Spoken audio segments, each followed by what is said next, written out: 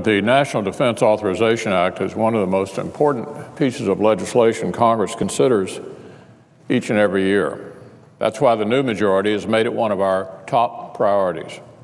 It's why we've reversed the worrying trend of recent years when we see such an important bill crammed in at the very last minute with little time for debate or for amendment. This year's defense bill has undergone weeks of thorough and serious consideration under the regular order, both in committee and here on the floor.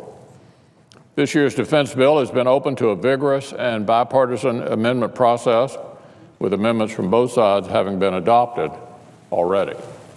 It's a reform bill that aims to transform bureaucratic waste and crucial investments for the men and women who give everything to protect us.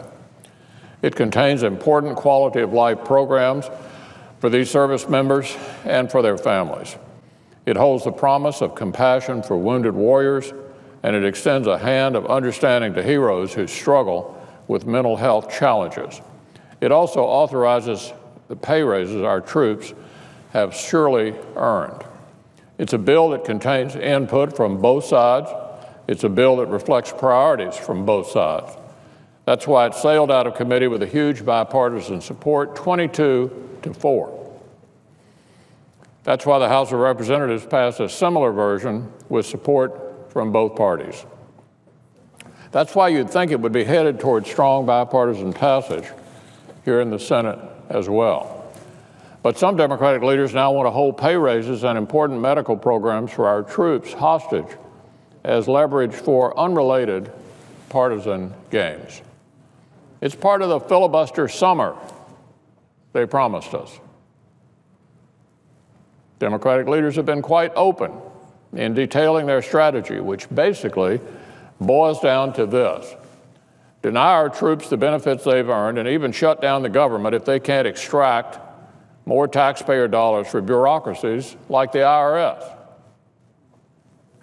The American people don't want any part of this senseless filibuster summer vacation. But Democratic leaders already packed up their dusty Winnebago, and with bigger IRS or bust scrawled on the back, are now barreling toward our troops and their families in a dangerous game of chicken. I'm asking these leaders to please stop. Please stop. This isn't some game. Please think about what you're doing. We live in exceedingly dangerous times.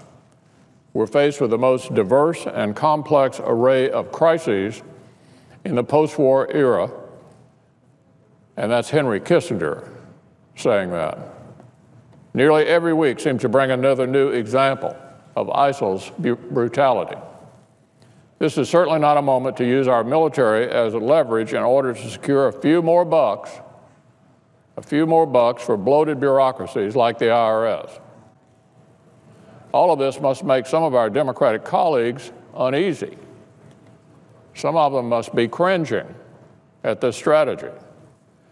I'm asking every Democrat who's serious about supporting our troops and our national security to stand with the American people in rejecting these partisan games. Our all-volunteer force should be focused on training for combat and preparing for conflict, not worrying about partisan delay of important policy authorizations. We all know how vital our troops are to both our country and our own local communities. I've come to the floor recently to talk about what the men and women of our military mean to Kentucky. I noted how at Fort Campbell, more than 30,000 Army personnel trained for important missions around the world, from repeated deployments to Afghanistan to providing humanitarian support in places like Africa.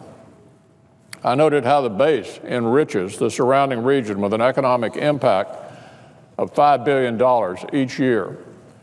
I noted how Fort Knox houses many different military commands and boasts a truly impressive array of training grounds and training facilities. I noted how the base makes an economic impact of more than $2 billion in Hardin County and the surrounding community. So today I'd like to tell you a little about Bluegrass Army Depot. The depot located in Richmond is integral to both the Army and our national security as a facilitation site for the storage, renovation, and disposal of conventional munitions. It also serves as a reminder of the many important tasks undertaken by the Department of Defense, and one more reason Kentuckians don't want to see the department distracted or disrupted by partisan games here in Washington. Because after having personally implored the Department of Defense for several decades to meet our national commitment, the department is now close to completing construction of a state-of-the-art chemical demilitarization facility at the depot. That would allow for the proper disposal of dangerous chemical weapons that are stored there. This is important for our country, and it's critical to the health and safety of my constituents in central Kentucky. But it's also become a good job story for the region, too. There are more than 1,400 jobs at the Bluegrass Army Depot, and hiring will continue when operations at the new facility begin. Kentuckians know that passing the defense bill before us would authorize a new Special Forces facility at Fort Campbell. Kentuckians know it would authorize construction projects and an important new medical clinic at Fort Knox. Kentuckians also know it would help prevent the Department of Defense from becoming unnecessarily distracted or disrupted as it continues carrying out critical tasks like the kind that we see at Bluegrass Army Depot, disposing of those dangerous chemical weapons. I'm asking every senator to remember all the ways that our troops and our military enrich our states and local communities. I'm asking every senator to consider the serious times we live in, too. And I'm asking every senator to keep those things in mind when casting votes on the defense bill. We may be Republicans, we may be Democrats, but in the end, we should all be able to come together to support the people who support us.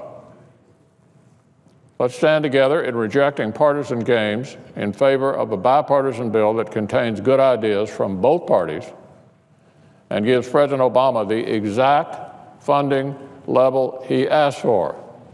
This bill gives President Obama the exact funding level he asked for. Let's worry less about the demands of one party's political base and more about supporting the brave men and women who live on the base.